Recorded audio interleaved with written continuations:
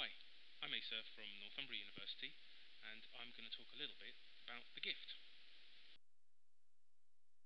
So the first thing we might ask ourselves is what's in a gift? To answer this, it might be best to look at several lines of inquiry. For example, who's this gift for?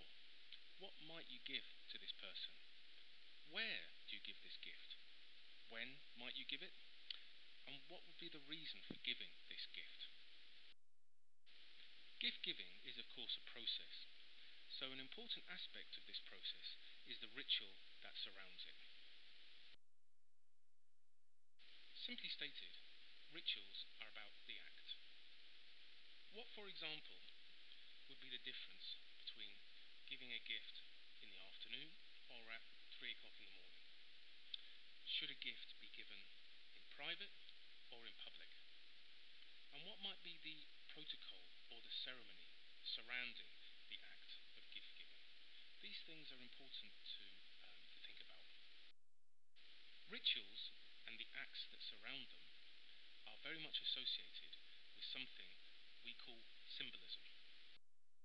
Symbolism is really associated with meaning. What would be the difference in terms of meaning between getting a gift in the afternoon or getting that same gift at 3 o'clock in the morning? What might be the difference in meaning between getting a gift in public or in private? What if this protocol surrounding it was very prescribed? What if the protocol surrounding it was really very casual? How about the ceremony? Should it be informal, or should it again be very prescribed? There are of course a great many things to think about when approaching this project. One of them is figuring out the difference between what might be termed a transaction and what might be termed a gift. In this image, this lady is handing over her credit card to the gentleman at the till. Conventions tell us that because she has paid for this item, she is now able to freely walk away with her goods. This situation might be termed a commercial transaction. But what might be the difference between this transaction and a gift-giving ritual? This image shows a tray of alcoholic drinks. It is of course very normal for people to drink alcohol in Britain. In certain other cultures, it will of course be very much frowned upon to do this. In Britain, it's very normal for one person to buy a round of drinks for people at his table. Is this a transaction or a gift to those at his table? What might happen if the person he's buying a drink for does not buy them one back? Would it be normal for a person to buy some drinks for people at his table that were perhaps friends of friends that they didn't know very well? What would happen if those friends of friends did not buy this person a drink back? What is the social protocol here? This image shows a tray of non-alcoholic drinks. In Britain, would it be normal for somebody to buy a round of such drinks for everybody at their table? Would they expect a drink back at the same sitting? Or would they be happy for a drink to be bought for them next time? This image shows an assortment of shop-bought, standard, mass-produced Christmas cards. What does it mean to get a Christmas card that has been made in its hundreds of thousands? I have employed a professional graphic designer to produce a Christmas card for them. What does this signify?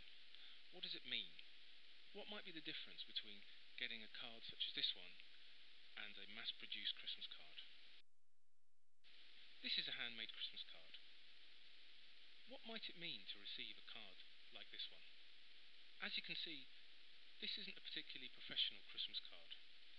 Does this mean the giver is a little bit lazy? Perhaps they are tight with their money? Or is this very much a special touch? What's the difference between this card being made by an adult and this card being made by a child?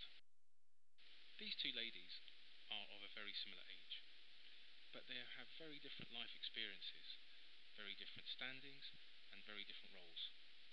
One is the Queen of England, the other is your own grandmother. What kind of gift would you expect to give to the Queen? What kind of gift would you give to your own grandmother? What would you expect to receive back in return? How might the ceremony surrounding the gift-giving process be different with these two ladies? Which gift would be more special to you and to them? It's your birthday, and you've just received a watch. The watch on the left is very much mass-produced, but it works. The watch on the right doesn't work, but it belonged to perhaps your grandfather. What is the difference between these two watches? Which one is most usable? Which one will last the longest? Which might perform its task best? The watch on the left is usable straight away. You won't have to spend any money on this watch to get it working. The watch on the right doesn't work. You might have to spend hundreds of pounds to get this watch in working order. What might be your obligations to these two watches? Are they the same, or are they perhaps very different? Some things to consider then, when thinking about gifts. Firstly, the cost. What can you afford to give? What can you afford not to give? If you choose to spend very little money, what might it cost you in the long term, and vice versa? Secondly, age. How old is the person that you're going to give a gift to, and how old are you? What about the age of the item you might be giving? Is this gift appropriate? What might be the right time of day to give this gift? Is it appropriate to give this gift in public or in private? Is it appropriate to give this gift in a casual ceremony or in a very much prescribed ceremony? What is the item's value to you and to the person to whom you're giving the gift? Is it authentic? Is it fake? Is it real? What is it really worth to you and to them? How prestigious is this item? How prestigious is the person that you're going to give this gift to? What kind of brands is this person that you're giving a gift to associated with?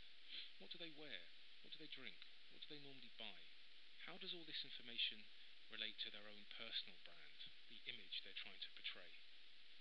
What material might this gift be made of? And of course, what might it be its colour? There is a great deal written about colour and symbolism, and it might well be worth researching this. And of course, in this day and age, how sustainable might this gift be? We're going to move on now to thinking about what might define a commercial transaction. And here we're going to be following the definition set by the anthropologist Maurice Godelier in his excellent book, The Enigma of the Gift. Godelier's definition can be summarized as follows. In a system of commerce, a vendor owns an object or service and hands over true ownership to the buyer for an agreed fee. The important phrase here is true ownership. Earlier we saw this system in action. The customer handed over her credit card to the gentleman at the till. In return, he gave her ownership over her items for the agreed fee. So then, what perhaps defines a gift? Again, we'll be looking at a sociological definition to try and answer this question. Gift theory, in a sociological or anthropological sense, is not really about prettily wrapped items. Gift theory was first introduced by the anthropologist Marcel Mauss. In Mauss's seminal text called The Gift, he described the gift-giving cycle as a total social system. To look at an example of gift-giving in the anthropological sense, we're going to refer back to Maurice Godelier and his inference of the matrilineal system of the Barua tribe of New Guinea. Godelier informs us that in the Barua matrilineal system, women are traded but do not become the property of the men to whom they're betrothed. This is because the debts incurred by a man wishing to take a woman cannot be cancelled out by him alone. They can only be paid off in full in future generations by descendants of these men.